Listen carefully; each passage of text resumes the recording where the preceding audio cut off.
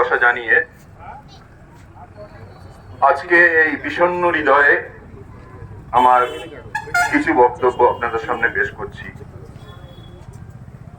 আজ আমরা সকলে বিপন্ন। আমিও একটি কন্যার পিতা।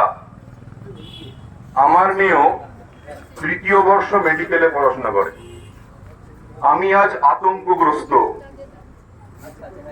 তার কারণ নিশ্চয়ই আপনাদের সামনে ব্যাখ্যা করতে হবে না। আমি বর্তমান এবং ভবিষ্যৎ নিয়ে আতঙ্কগ্রস্ত। এই আতঙ্কের পরিস্থিতির জাল আমাদের রাজ্যে যে বহুদিন আগে বপন হয়েছে এবং সেই জাল যে ক্রমশ জটিল থেকে জটিলতর অবস্থায় পৌঁছচ্ছে এবং পৌঁছে গেছে, তা আজ সম্পূর্ণ উন্মুক্ত এবং নগ্ন।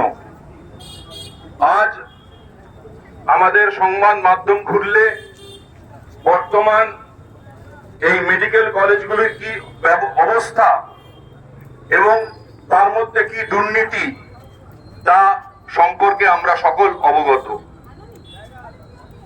আজকে এই আরজিকর হসপিটালের জুনিয়র ডাক্তার ফোরামদের যে মোমবাতি প্রজ্বলন কর্মসূচি, তার মূল উদ্দেশ্য আসুন আমরা সবাই মিলে করজোড়ে ঈশ্বরের কাছে প্রার্থনা করি যে আগামীকাল মহামান্য সুপ্রিম কোর্ট এমন কিছু রায় দেয়, যে রায় কিছুটা হলেও যেন সেই বোনটির যার মা বাবা অত্যন্ত কষ্ট করে তাকে অলরেডি ডাক্তার করে তুলেছিল এবং বর্তমান সে উচ্চশিক্ষায়, আপনারা সবাই জানেন, পিজি কোর্স করছিল, অন্তত তার কন্যার অপরাধীদের শাস্তির কথা ভেবে যে তারা শাস্তি পাচ্ছে, আমাদের বর্তমান যে সুপ্রিম কোর্ট, যাদেরকে আমরা সবচেয়ে উচ্চ আদালত হিসেবে মনে করি, সেই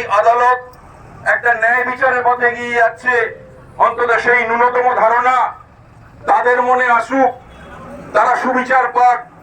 আমরাও জানি যে হ্যাঁ, এই দেশে ভারতবর্ষে দোষীরা দোষ করলে অন্যায় শিকার হয়, সেখানে কোনোভাবে তাদেরকে কোনো আত্মরক্ষা করা হয় না।